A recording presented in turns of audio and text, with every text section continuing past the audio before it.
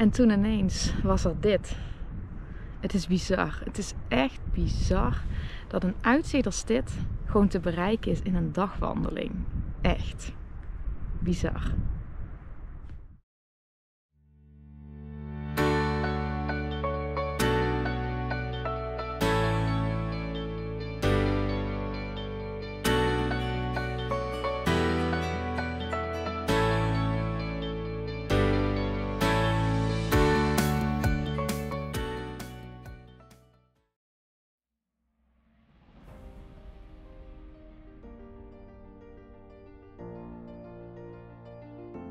Goedemorgen of goede avond, goedemiddag. Hier is het in ieder geval ochtend.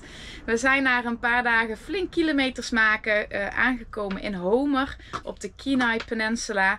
Helemaal in het zuiden wat te bereiken valt. Want ja, hetzelfde als voor de rest van Alaska zijn er relatief maar heel weinig wegen voor de grootte van de staat. Maar goed, Homer dus. We zitten op de Homerspit. En nou, wat ik buiten net al zag, ziet er ontzettend idyllisch uit. Dus we gaan maar eens even lekker struinen door alle winkeltjes en ja, gebouwtjes en alles wat er hier te zien valt. Een baby truck!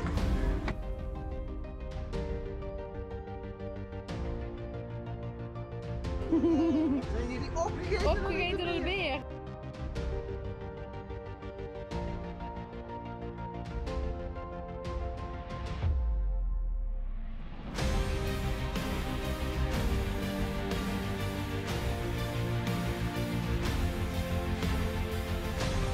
Kom je niet mee?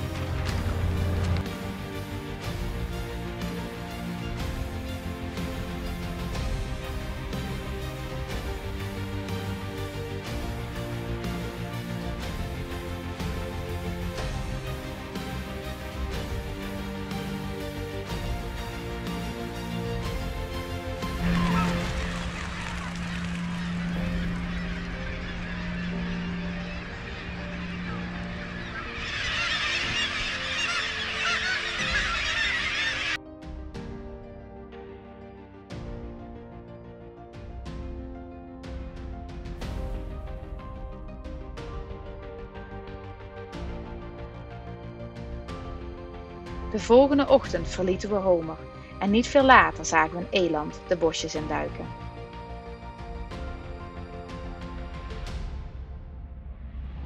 Vanuit Homer reden we naar Anchor Point, met prachtige uitzichten op de tegenoverliggende vulkanen en de vele arenden die restjes vis van de vele vissers oppeuzelden.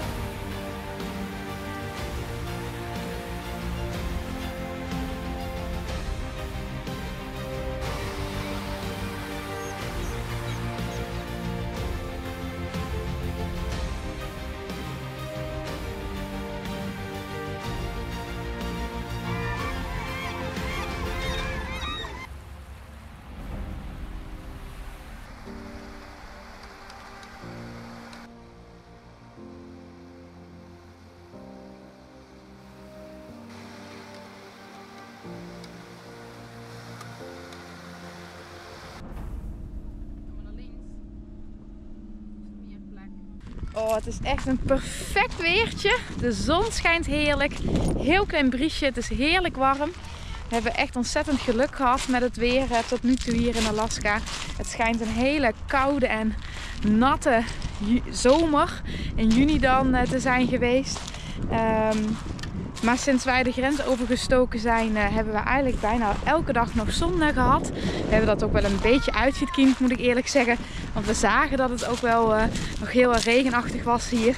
Dus hebben we extra langzaam over de Alaska Highway gedaan voordat we de grens overkwamen. En dat heeft zich, ja, dat heeft zich goed gematcht zo. Want zodra dat we de grens over zijn gegaan, hebben wij eigenlijk bijna iedere dag zon gehad.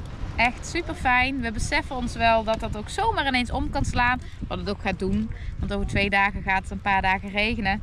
Dus zodra de zon schijnt, dan genieten we daar extra van. Proost. Proost.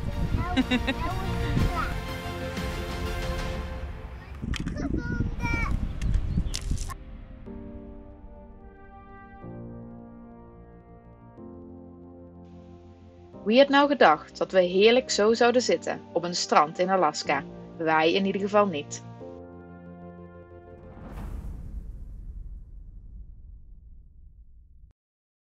Ja, ik zei het nog zo positief, hè. We hebben zo'n geluk met het weer. En dat hebben we natuurlijk ook. Maar ja, regen valt er hier gewoon ook in Alaska. We zitten nu de tweede dag de regen uit te zitten. Gisteren heeft het flink geregend. En vandaag ja, regent het af en aan. Maar goed, ja, we hangen gewoon lekker wat in de camper. Ik knutsel aan wat video's en de kinderen die spelen en rommelen wat. Dus dan wel één grote rotzooi. Want ze zitten vervolgens ja, in ieder hoekje van de camper waar er gespeeld kan worden, wordt er ook gespeeld. En veel mensen vragen ons altijd, oh, word je dan niet gek zo 24 uur per dag op elkaar? Ja, misschien als je 2 weken lang met de hele dag regen zo zitten wel. Maar ja, dat doet het in de praktijk niet. Morgen lijkt het al wel weer iets beter. Wel bewolkt, maar in ieder geval niet zoveel regen meer. Dus misschien kunnen we dan er nog wel wat op uit. Dus uiteindelijk komt het allemaal goed. In een klein huisje als de onze is het snel een bende. Gelukkig is het ook altijd weer snel opgeruimd. Wel was het nog even schrikken gisteravond, want we kregen rond middernacht ineens een tsunami-waarschuwing. Nu zitten we eigenlijk in het midden van de Kenai Peninsula, dus we hadden meteen zoiets van oké, laten we even een minuutje nadenken. We zitten vrij hoog en gelukkig de buren om ons heen die zagen dat hetzelfde. We zitten hier echt goed, we konden eventueel nog een stukje verder omhoog aan de andere kant van de weg. Maar ja, ik was in ieder geval heel blij dat we niet meer in Homer zaten. Want dan hadden we dus echt ja, in een evacuatieplan met alarmsirenes en al gezeten. Maar goed, we hoorden later dat dat daar ook vrij snel is teruggedraaid. Dat de tsunami-waarschuwing dus toch niet zo serieus was als dat in eerste instantie leek. Terwijl het wel een 7,3 aardbeving was. Ja, verder weg op de zee. Dus ja, uiteindelijk is het allemaal met een sisser afgelopen. Maar ja, spannend was het wel eventjes. Ja, uiteindelijk hebben we dus 2 dagen in de camper gezeten in verband met het weer. Gisteren was het uiteindelijk veel minder slecht dan dat ze gemeld hadden. En vandaag is het droog. En zijn we er dus op uitgetrokken naar de Russian Falls. Waar we, als het goed is, de zalmen omhoog gaan zien springen. En wie weet zelfs een beer die daar zijn lunch komt halen. Ja, de muggen. Ik was vanochtend wel een beetje bang. Ik denk, dit wordt echt wel een muggendag. We hebben wolken, het heeft geregend. Het is natuurlijk wel ja, het heerlijke muggenweer. Maar ja, ik weet niet waar ze zijn. Maar ja, er zijn er hier gewoon geen. Dus nou, dat hadden we echt niet verwacht hier in Alaska.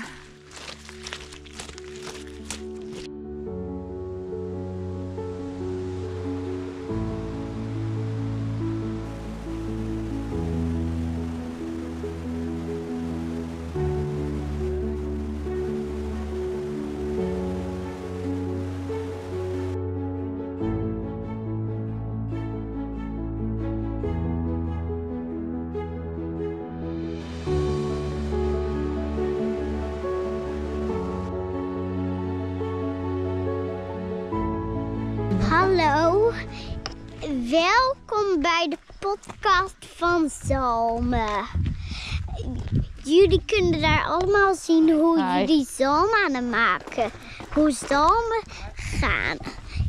Eerst worden ze geboren. En dan gaan ze langzaam zwemmen naar naar de oceanen. Maar als ze groot zijn, eerst worden ze zo en dan zo en dan zo. En dan gaan hun hoofdjes denken, hé, ik moet terug waar ik geboren ben. En dan gaan ze dus terug naar dat en dan kunnen beren ze dus pakken. Maar waar gaan ze dan terug naartoe? Naar de plek waar? Ze zijn geboren. En wat moeten ze daarvoor doen? Heel hard zwemmen tegen de Nienke, 5 minuten is heel weinig. Tegen de stroming in. Tegen de stroming in. Knap, hè? Ja, echt knap. En wil je nog meer vertellen over de zalmen? Of was dit het einde van de podcast zalmen? Doei! Voordat we verder reden, keken we nog even bij de vissers in de Russian River zelf. Daar hadden we meer geluk wat beren betreft. Al was deze beer behoorlijk opdringerig en duidelijk uit op een al gevangen visje.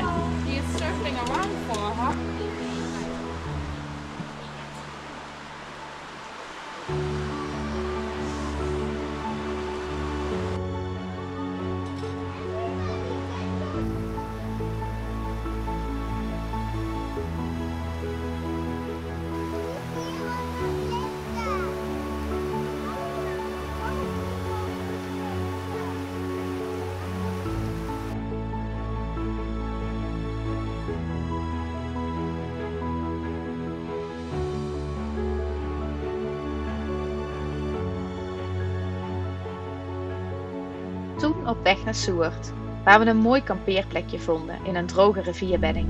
Met ondanks de mist prachtige uitzichten. Een feest daar! Ik dacht even, het geeft niet, maar dat geeft wel. Wat hebben ze?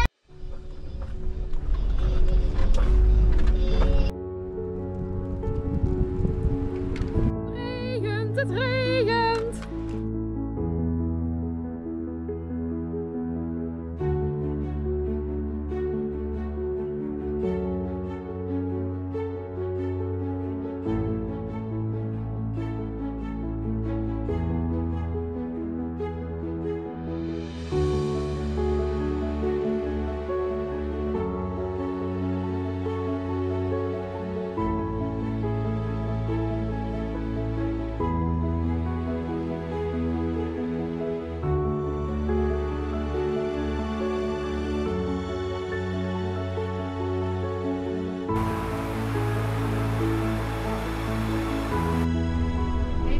Gaan we weer op zoek naar walvissen?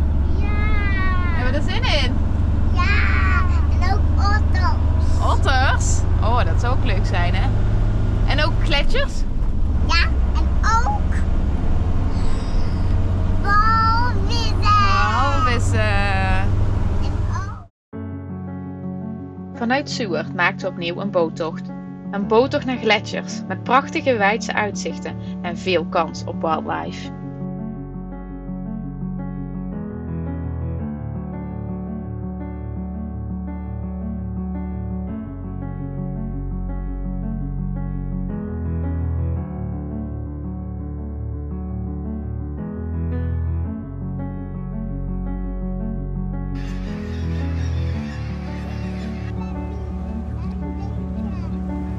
Oh, zie je ze daar achter bij die boot? Zie je ze?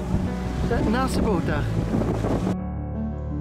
Wat een geluk en zo bijzonder dat we dit zogenaamde bubbelnetfishing van tientallen bultrugwalvissen mochten aanschouwen.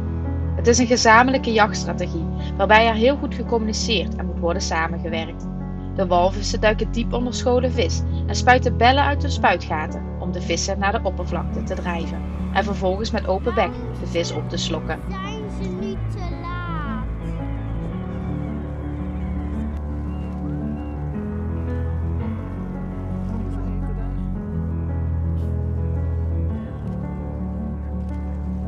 Zie je al die staarten, denk ik? Die walvissen die jagen de vissen naar boven. Kijk, dat ken ze van. Yeah, these are so funny.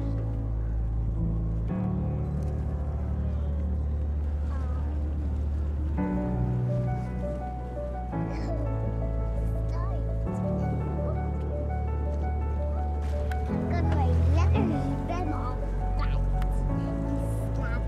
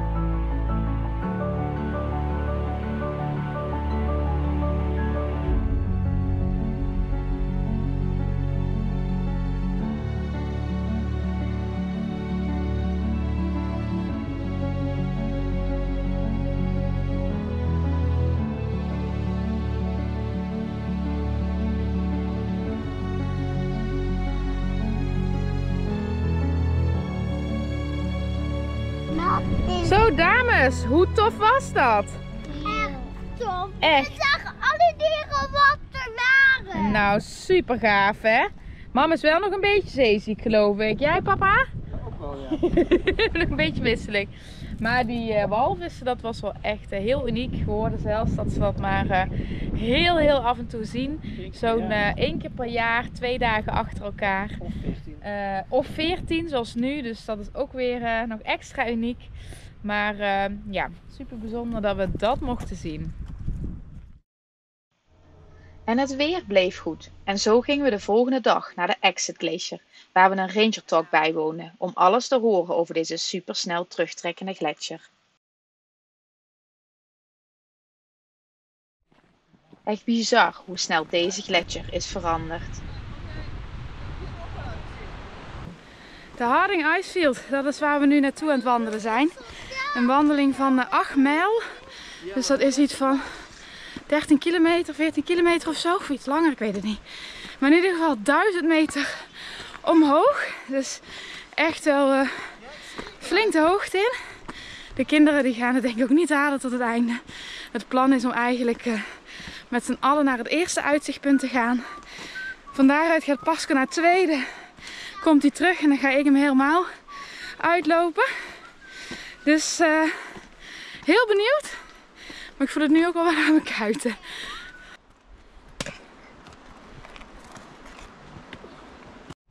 Hey dames, wat een uitzicht hè? Ja. Mooi hè? Ja. Hey, gaan jullie lief naar papa mee? Pakjes!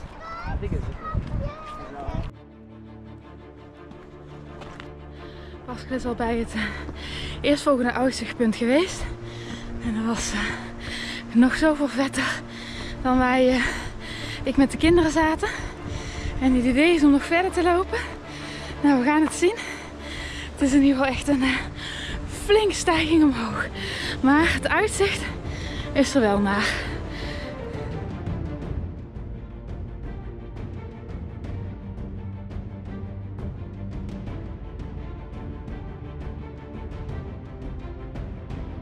Klein beetje jammer vind ik het wel dat we toch niet de meiden hier naar dit uitzicht hebben genomen.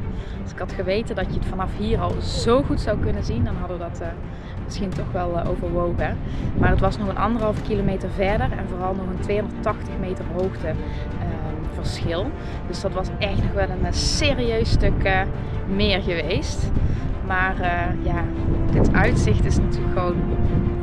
Je hebt uitzichten en je hebt uitzichten. En dit is wel echt gewoon een uitzicht. Echt niet normaal. Nou, ik ben begonnen aan het laatste stuk. Nog een kleine 3 kilometer.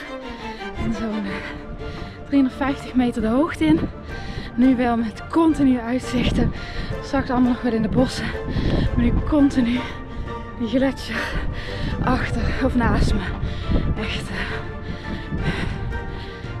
geen woorden.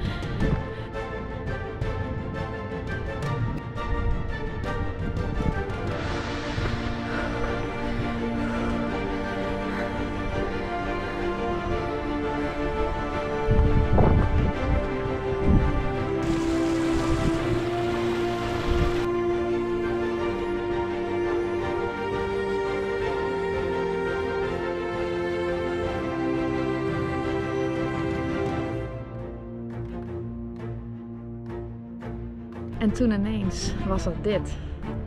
Het is bizar. Het is echt bizar dat een uitzicht als dit gewoon te bereiken is in een dagwandeling. Echt bizar. Ik bedoel, een uitzicht als dit verwacht je toch na een meerdaagse wandeling of een duurbetaalde scenic vlucht. En toch niet al na een paar uur bikkelen. Echt, Alaska blijft ons keer op keer verrassen. Het voelde bijna magisch om hier aan de rand van het tot de horizon reikende ijsveld te zitten. Ik kon mijn blik er niet van afhouden.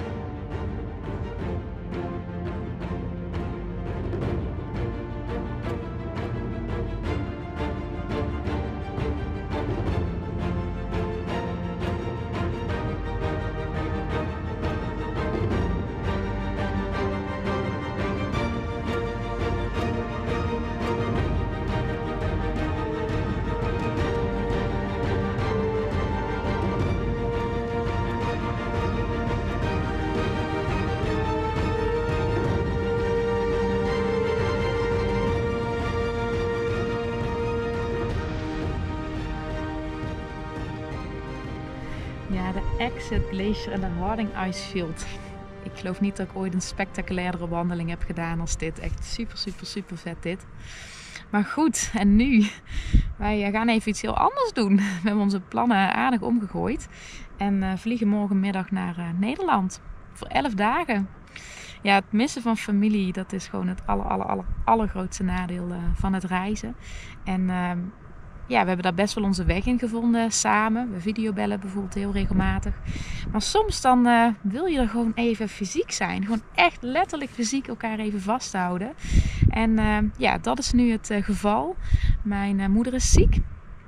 En al een hele tijd. Maar onlangs hebben we gehoord dat ze zieker is geworden. De details die laat ik even weg.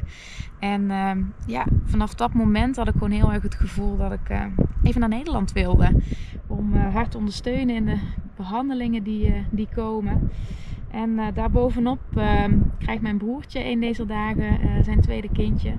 En als verloskundige, ja, als ik in Nederland had gewoond, dan was ik ook gewoon bij de bevalling geweest. En ja, dus na die laatste uitslag speelde ik heel erg met het idee om naar Nederland te gaan. Eventueel alleen ook. Keek ik regelmatig al naar tickets. Maar we twijfelden ook heel erg, want het is gewoon ontzettend duur. En ja, 2 dagen geleden toen zagen we ineens dat voor bepaalde datums ja, de prijs gewoon een stuk goedkoper werd. En ja, toen hebben we het gewoon gedaan. We hebben gewoon 4 tickets geboekt. En vliegen dus morgen naar Nederland. Ja, nu moet dat kindje van mijn broertje natuurlijk ook maar gewoon even lekker blijven zitten tot in ieder geval maandag. Ja, niemand weet ervan ook. Mijn ouders die weten van niks. Alleen mijn zusje die heb ik in het complot mee betrokken. Want ja, ergens moeten we wel van het vliegveld of van een treinstation afgehaald worden. Dus ik ben ontzettend benieuwd naar hun reacties. Met een laatste blik op het meest spectaculaire uitzicht dat ik ooit gezien heb, liep ik weer naar beneden, naar mijn moppies en om onze tassen in te pakken. In dat opzicht was het jammer dat die vlucht niet een dag later ging. Ik had Pascal dit uitzicht ook enorm gegund. En hoewel deze videobeelden echt een goed beeld geven, valt het in het niet met hoe het er in het echt uitzag. De diepte, de wijdheid, het is gewoon onmogelijk in beeld vast te leggen. Heb je net zo genoten van deze video als ik bij het maken? Geef dan een duimpje. En nog leuker, laat in een reactie weten wat je ervan vond. Hallo! Mama's aardappels gemaakt. Hallo!